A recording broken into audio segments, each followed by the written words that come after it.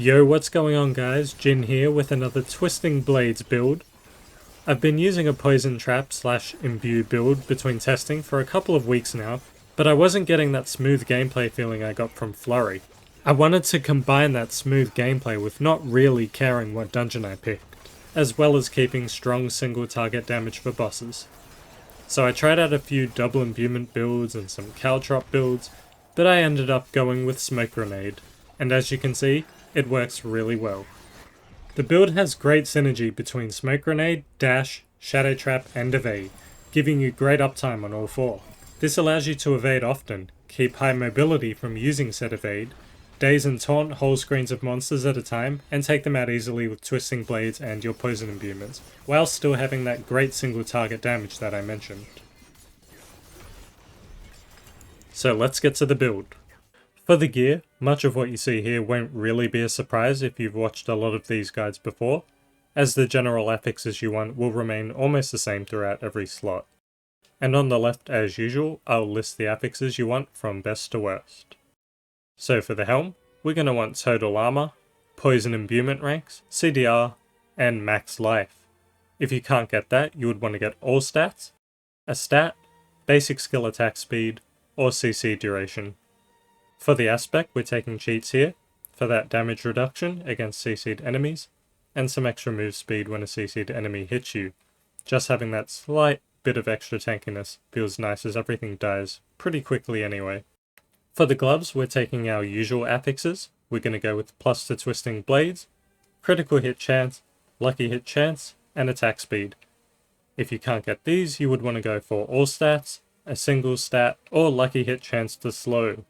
And the aspect we're going to be running here is Quickening Fog. That'll allow your dash to drop smoke grenades, which in turn lowers your dash's cooldown per enemy hit up to 3 seconds. It also helps proc your Shadow Decoy trap, more on that later. If you feel like you're tanky enough and want an even higher damage variation, you can place Quickening Fog on the Helm, and place Aspect of Corruption on your gloves, which will make your imbuement effects 20 to 40% more potent on vulnerable enemies. Next up we have the chest piece. And we're going to go with the tried and tested, total armor, and all the damage reduction. DR to close, from close rather, DR from distant, and flat DR. Next best affixes would be max health, all stats, cutthroat damage, dexterity, or another stat for the Paragon Board. Affix wise we're going to be taking Umbrus, so lucky hit critical strikes with marksman skills, have a 40 to 60% chance to grant a free Dark Shroud. Our marksman skill here being Puncture, which is our basic skill, so that procs quite often. Next up we go to the pants, and we're going to basically want the same thing we want on the chest piece. So total armor, damage reduction to close, from close, damage reduction from distant, and flat damage reduction. If we can't find that, we want to look for max health, all stats, dex, or a stat for the Paragon Board. For the aspect, we're just going to be taking Might, very straightforward. Next we have the boots here. We got the Penitent Greaves. We really want that for the unique passive that leaves behind an icy trail, which applies chill. It also gives us a bonus damage to chilled enemies, so that's very helpful there. If you don't have these, then you would just want to go for boots with movement speed, energy cost reduction, all stats, and plus to dash. If you can't get those, you would want to get plus to shadow step, another stat, or DR when injured. You can get quite a good roll on that. As for the aspect, you would want to get Ravagers, mainly to give Shadow Step an extra charge, but it also refunds a charge to Shadow Step if it happens to get the kill. So before I move on to the jewellery, I'll go over the Season 1 powers, the Malignant Hearts. We're going to be using these 3 hearts, the Heart of Revenge, and that'll allow us to suppress 10 to 20% of incoming damage. That damage is amplified and released when we use Subterfuge ability, exploding and damaging nearby enemies for fire. Then we're going to be using the Heart of Trickery, which will spawn us a Shadow Decoy trap whenever we use a Subterfuge ability. This decoy trap will taunt nearby enemies for 4 seconds, causing them to attack it and walk towards it. After the 4 seconds, it will explode for shadow damage. This gives you an insane amount of CC and lets you do a lot of damage to enemies unimpeded, especially when you combine it with Smoke Grenade, though keep in mind the trap can't occur more than once every 5 seconds. For our third heart, our Wrathful Heart, we're going to be using the Heart of the Barber, so critical strikes and or subsequent damage within 2 to 4 seconds depending on our roll. The absorbed damage then erupts from our target and explodes onto surrounding enemies. The damage absorbed is amplified by, in my case, 14% per second. This lets us focus down elites and stronger monsters while the explosive damage and our orbiting twisting blades deal with the rest. Ideally, you would want Barber's time to be under 2.8 seconds to allow your Barber to explode within Exploit's vulnerable window, which is 3 seconds. And to house our 3 hearts, we're going to need 2 of our 3 pieces of jewellery to have the blue sockets, aka the Brutal Malignant sockets, whereas the other socket can be of any colour, and we will put in the Wrathful Heart into that one. So now onto the jewellery here. For the amulet, we're going to want total armour, +2 imbuement skills, energy cost reduction, and damage reduction. There are so many other good stats for the amulet, so if you can't get these, you want to go for DR from close or from distant, cooldown reduction, percentage to dex, or to any of the damaging passives such as +2 malice, exploit, weapon mastery, or frigid finesse. So there's quite a lot to choose from there, and they all do pretty well. Now as for the aspect, we want to get the massive stacking armor from Disobedience, and that'll stack up to 45% as you can see here, and that brings us really close to the armor threshold, which is around 13,500. That is the amount you need to take the maximum amount of damage reduction from a tier 100 Nightmare dungeon. Next up for the rings, we're going to be looking for the same affixes on basically both of these. So we want critical hit chance, vulnerable damage, lucky hit chance, and resource generation or crit damage. If you can't get these, the next best is max life or damage to close. I wouldn't really want to get anything else here, but if you must, just take another damage affix like damage to dazed or to chilled, etc. For the aspects, we're going to go with pestilent points. That'll make every third puncture poison imbued with 100 to 150% potency, and this is instrumental for proccing our bursting venoms and especially helpful for the bosses. Then for our other aspect, we're going to be taking blade dances.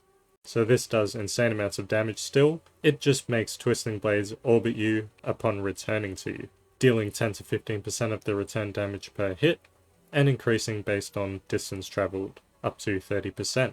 So the more enemies it passes through, and if it comes from further away, the more damage it does. That's it for the rings, so next we have our weapons. For our two-hander, we want a crossbow for the vulnerable damage, and affix-wise, we are looking for vulnerable damage, all stats, crit damage, and dex. If we can't get those, we'll look for core skills, and then damage to close. After that, you would just want to look for more damage affixes, so to poisoned or to chilled, etc. The aspect we're going to be taking is accelerating. Core skill crits will give us 30 to 50% increased attack speed for 5 seconds. So once this starts, it'll basically stay on the whole fight. Now for the one-handed weapons, we're going to take Condemnation here. The unique passive is really amazing, as you can get 3 combo points off of 1 puncture 30% of the time. Try and prioritize the item level as well for base damage, as these will be our main weapons, as well as prioritizing the unique passive damage, which in my case is 38%. That's if you're lucky enough to have multiples of this item. So if you don't have one of these, you'd want to get a sword preferably, although a dagger isn't the end of the world. And you would want the same stats as your two-handed weapon, so you would want vulnerable damage, all stats, crit damage, and dex. Aspect-wise, you would want to go with something like Expectant, Edgemasters, or Corruption here if you didn't take it on the gloves, but I would probably go for Expectant. As for the other one-handed weapon, the one you would be using with Condemnation, you want a sword preferably, of course. The same stats as the other weapons, so I won't go over that again, but just make sure you have a high item power for that high base damage. The aspect we'll take is Bursting Venoms. This allows our lucky hits that are poison imbued and critically strike a 10% chance to spawn a pool of venom that lasts for 3 seconds and deals poison damage. More importantly, this gives our poison imbuement no cooldown or charge limit when we're standing in the pool. This is what helps shred the dungeon bosses, similarly to how it shreds Uber Lilith. Just before we're finished with the gear here, I will just go over the gems. For the weapons, I am using the emeralds, the green gems. That gives critical strike damage to vulnerable enemies, so 4 of those. And in the armor, I am using topazes, which are the yellow gems, which gives 10% damage reduction while control impaired. You could use rubies here, but I find the only time I'm really in any danger is when I'm crowd controlled. So I use the topazes. And that wraps up the gear portion of the build. Now for the skills. I'll take my plus skills gear off for this part. So here we are in the skills. Most of these are going to be the same as a typical Twisting Blades build, but I'll go over them anyway. So we're just going to take Puncture with Fundamental Puncture for our basic / marksman skill. We're going to go down here, max out Twisting Blades of course, and then we're going to take Improved Twisting Blades. Then we're going to grab 3 in Sturdy, and 3 in Siphoning Strikes for the Sustain. Then we're going to move down here to our Agility skills, and we're going to take Shadow Step with Methodical Shadow Step. If you find you are getting CC'd a lot and you need some more escapes, then you might want to look into taking Disciplined Shadow Step. And then we're going to come down here and take Rapid Gambits, which helps a lot because our evade cooldown will be reduced by 0.5 seconds when we daze an enemy, and we're dazing loads of enemies with quickening fog grenades and our actual smoke grenade, so this gives great uptime on evade. And then we're going to be putting 1 in trick attacks to knock down dazed enemies that we critically strike. Then we're going to go for dash with methodical dash, so dealing damage to crowd controlled enemies reduces its charge cooldown by 0.5 seconds up to 4 seconds. This is huge. More cooldown for dash means more smoke grenades. Then we want to move down here to our subterfuge abilities. We're going to take Dark Shroud with the Subverting Dark Shroud. This will give us the bonus move speed per shroud, and this all procs from our Umbrous aspect. Then we're going to take 3 in Exploit, 3 in Malice. This is just more damage for us.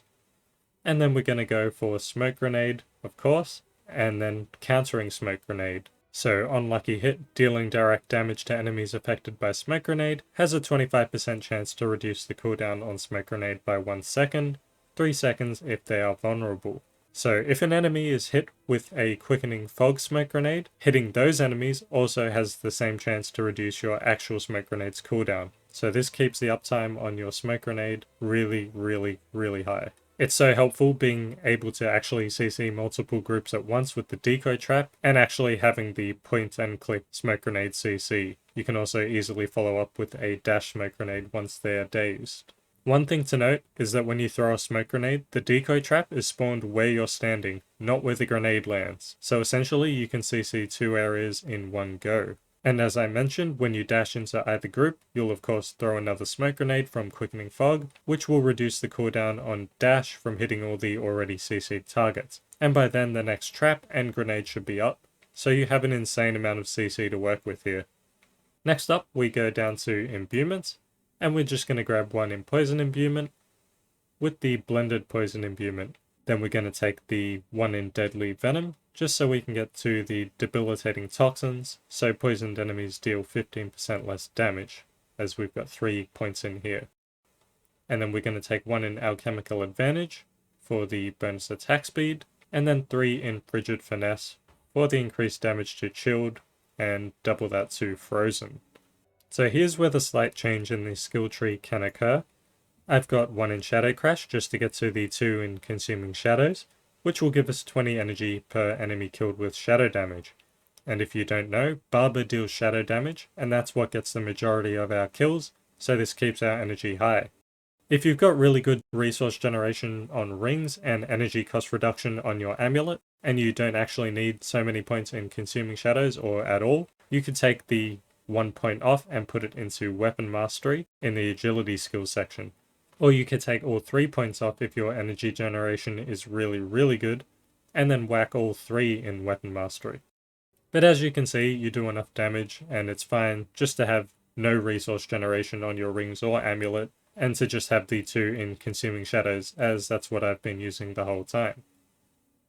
Next, we move down to Ultimate Skills. We're going to take 3 in Innovation, just for some extra chance to gain energy. Then we take 1 in Adrenaline Rush, just so we can get to the Haste, and we want 3 in there. This skill is really good. You'll either get the increased movement speed from being at or above 50% max energy, or the 15% attack speed when you're below 50%. And lastly, we have the key passive, and we're going to want to take close quarters combat here. This is a huge damage boost, as it's basically a free 20% attack speed and 30% damage to CC'd enemies whilst we're in combat. You could take momentum here if you're really suffering for tankiness or in the energy department, but you'll lose out on the damage. If you're focused on clearing a tier 100 for the first time, and you want to take momentum, you could also put Stolen Vigor in the Helm instead of cheats. It'll help you through the dungeon, although you do sacrifice some speed as you'll lose a chunk of damage output. So that's all for the skills, and let's move on to the specializations. So for the specialization, we're going to be taking combo points, as it's far and away the most damage we can get out of this build, and we really don't need the unlimited energy for 4 seconds from Inner Sight.